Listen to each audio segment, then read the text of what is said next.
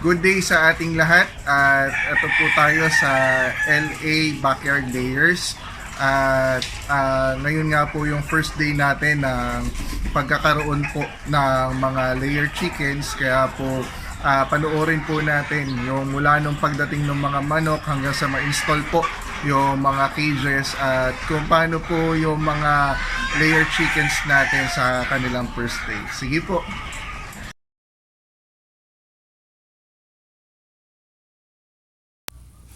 Ito po yung arrival ng atin pong mga layered chickens, December 9, 2024. And makikita po natin na sila po lahat ay maayos po ang condition. At ito po ay nanggaling sa Gapan, Nueva Ecija.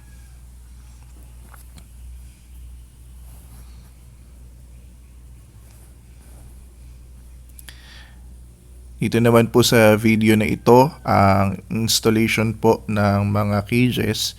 Hindi na nga lang po natin naabutan yung first and second layer.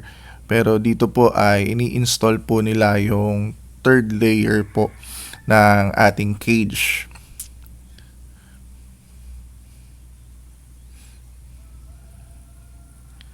And dito na nga po ay naikabit na po yung third layer ng cage natin. And makikita po natin na nilalagyan na lang po ito ng mga wires para po paging matibay. At yung dito naman po ay para po dun sa piping, para po dun sa inuminan po ng ating mga layered chickens.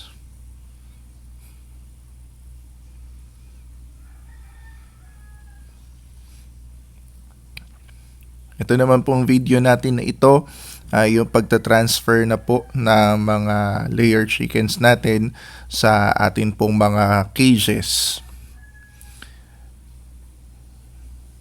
Ayan, makita po natin mga active at healthy po ang ating mga chickens. Ayan, 48 heads po all in all, lahat po sila.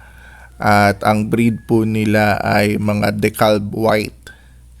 Yan, ganyan lang po talaga ang pag-carry ng mga chickens, pero wala naman pong napilay o nasaktan sa kanila. Ganyan nga po dahil marami po yung mga yan, 48 heads. At mahirap po kung iisa-isahin, magiging matagal po yung pag-transfer. Yan, nilalagay na po sila sa mga cages.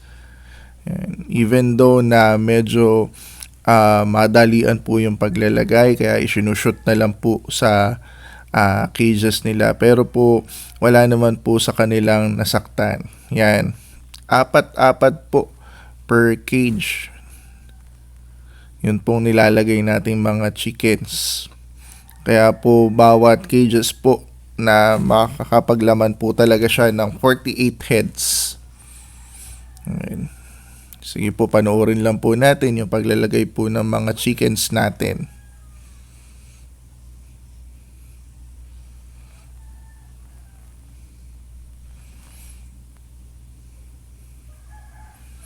Hindi na po natin to i-video hanggang sa makomplete po na tig po 4 po bawat cages, total of 48 heads, dahil nga po magiging matagal po yung atin pong pagkuha sa kanila.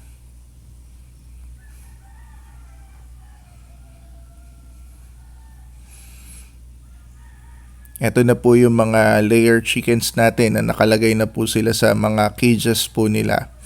Makikita po natin na medyo stressed out pa po sila, but na-check naman po natin yan, wala naman pong napilay. Na-check rin po natin na wala rin po sa kanila na merong malalang injury, kagaya po ng mga sugat, walang balahibo, ganun po.